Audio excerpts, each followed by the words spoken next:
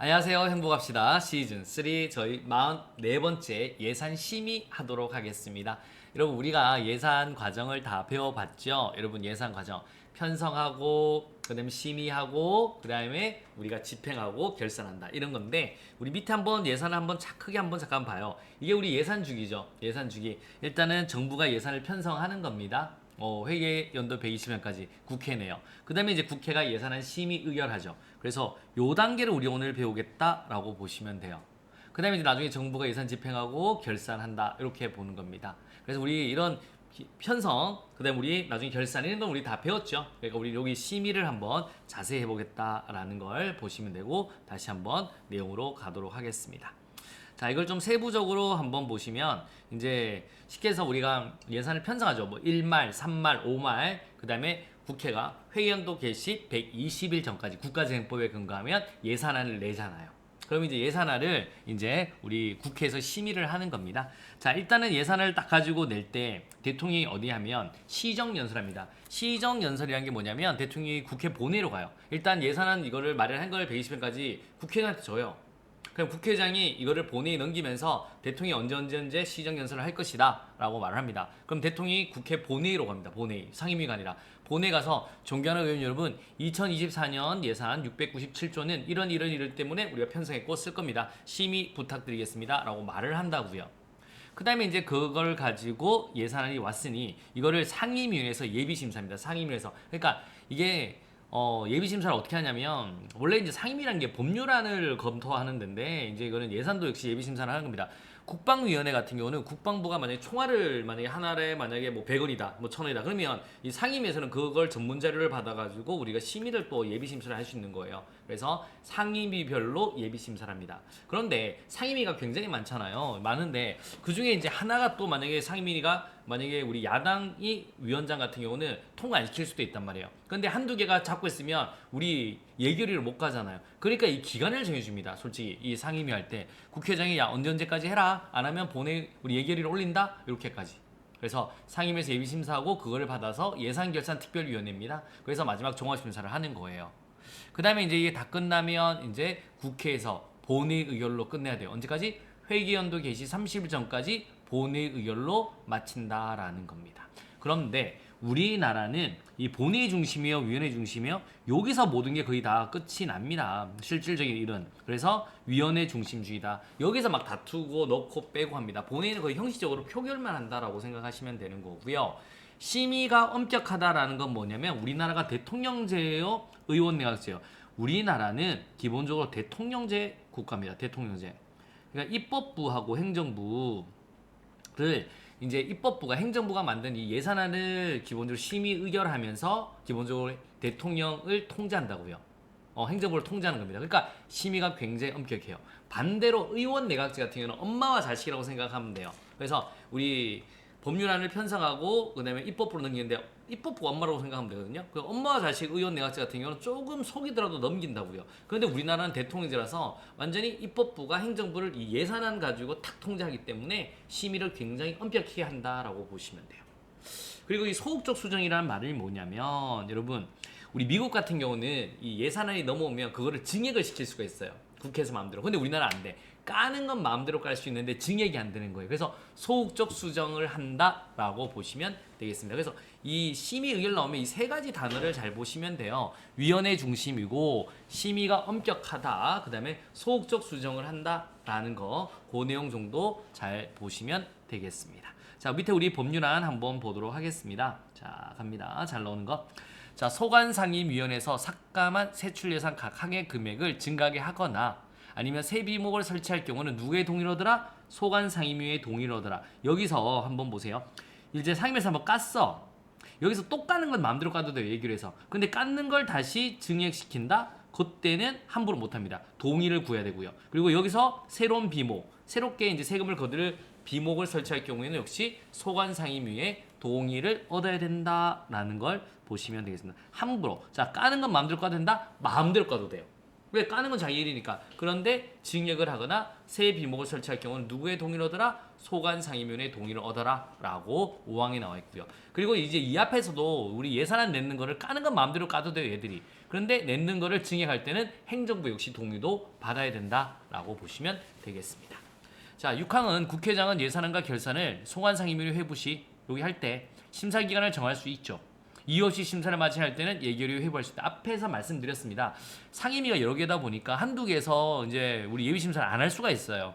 통과 안 시키려고. 그럴 경우에는 기간 정하고 기간이 딱 넘으면 바로 예결위 회부할 수 있다. 이렇게 보시면 돼요. 예산은 통과는 돼야 되니까. 됐나요? 이렇게 머릿속에 놓고 밑에 내용 다시 한 번 더 재확인을 하겠습니다. 자, 심의가 엄격하다, 엄격하다, 엄격하다. 이유는 대통령제라서 문제는 정부 형태와 관련이 있다. 이렇게 하면 맞다라고 하셔야 됩니다. 그래서 정치적 성격이 굉장히 강하죠. 우리는 입법부가 행정부를 통제하는 거이기 때문에. 그리고 우리는 예산주의, 법률주의 앞에서 배웠습니다. 예산주의입니다. 우리는 예산안으로 처리한다. 미국은 증액 올릴 수가 있는데 우리는 못 올려요. 그래서 우리나라와 영국은 증액 보전권이 없다. 그래서 우리는 어떻다? 소극적 수정이다라는 말을 씁니다. 그래서 뭐라고 쓴다고요? 소극적 수정이다라는 말을 쓰고. 자, 우리는 무슨 중심이에요? 위원회 중심인 거죠. 그 다음에 회견도 개시 30일까지 심의 의결해야 되는 거고요. 그래, 헌법상 심의 기간은 이거 보세요. 우리 헌법에는 90일까지 내서 30일까지 심의 의결을 했죠. 60일간입니다. 근데 국가재정법 같은 경우는 120일까지 내서 헌법에서는 30일까지니까 국가재정법에 근거하면 90일간 할 수 있는 거예요. 이렇게 한번 보시면 되겠습니다. 자, 이제 바로 문제 1번 넘어가도록 하겠습니다. 우리나라의 예산 심의의 특징으로 가장 옳지 않는 것은요? 라는 겁니다. 정치체제의 성격상 예산 심의 과정이 의원 내각제에 비해 상대적으로 엄격하지 않다. O예요? X예요? X 되겠습니다. 엄격해요. 우리는 대통령제라서 기본 상대적으로 엄격하다라고 하셔야 됩니다. 엄격하다. 오케이? 엄격하다. 자, 두 번째 갑니다. 일반적으로 예산의 심의에서 본회의는 형식적인 경우가 많다. 그래서 우리는 위원회 중심이라고 하잖아요. 그래서 예산 본회의는 형식이다. 딩동댕동 맞습니다. 그 다음에 국회는 정부의 동의 없이 금액을 증가나 새로운 비목을 설치하지 못한다. 맞습니다. 동의 없이는 못해요. 동의하면 해주겠죠. 딩동댕동 되겠습니다. 예산 심의 과정에서 국회 상임위원회가 소관부처 이해관계를 대변하고 싶다. 요 선지를 잘 좀 모르는 분들이 많으신데요. 여러분, 상임위원회도 기본적으로 여러분 우리 여기서 상임위원회를 거치고 예결위로 가잖아요. 그러니까 상임위원이 그게 사이 나쁜 것만은 아닙니다. 여러분, 만약 국방위원회 같은 경우는 국방부가 왜 예산이 많이 필요한지를 도리어 설명을 해주는 경우도 있습니다.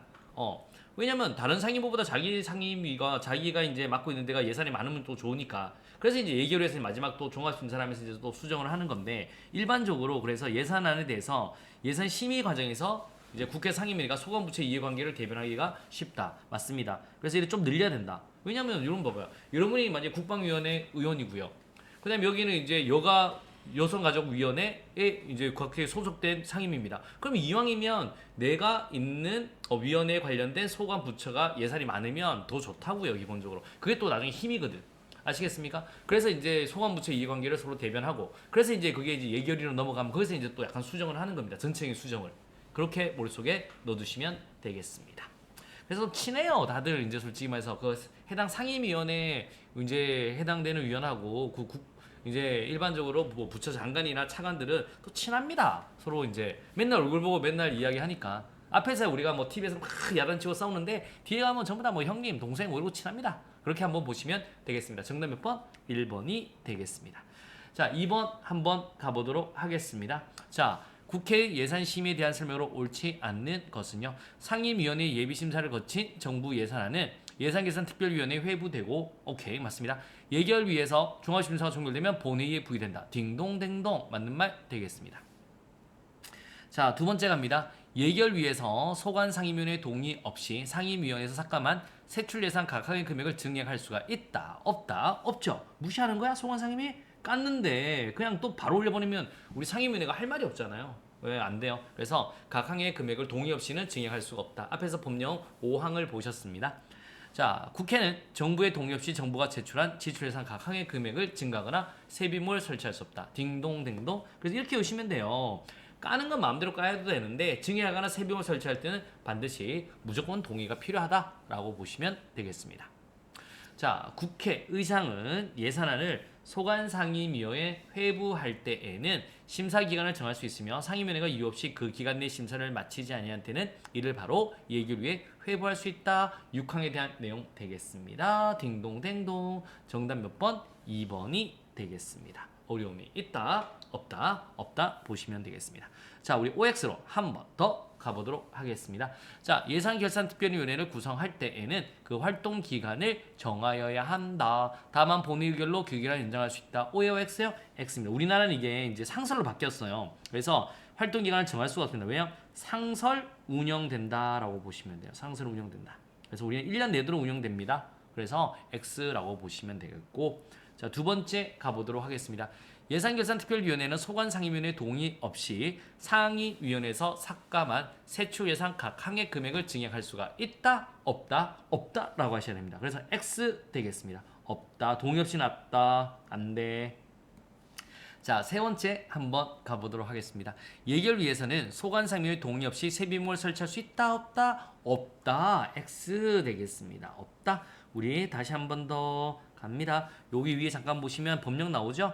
자, 5항 보세요. 소관상임위에서 삭감한 세출예산 각 항의 금액을 증가하거나 그 다음에 세비물 설치할 경우는 소관상임위의 동의를 얻어야 된다. 법령에 딱 나와 있습니다. 그래서 다 X, X, X 되겠습니다. 자, 우리 키워드로 한 번 더 가보도록 하겠습니다.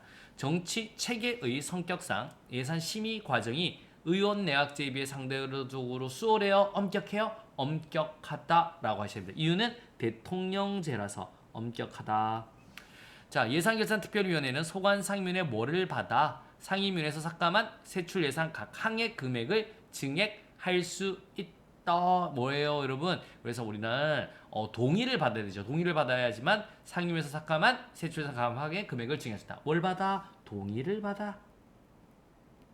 자, 세 번째 갑니다. 국회 예산안 심의는 정부 예산안을 제출하고, 오케이, 뭐뭐뭐뭐 하고, 국회 상임위원회에서 예비심사하네요. 그 다음에 예결위에서 종합심사하고 본회의 가네요. 그러면 소관 상임위에서 예비심사하기 전에 무슨 연설? 대통령이 시, 정, 연, 설을 한다라고 보시면 되겠습니다.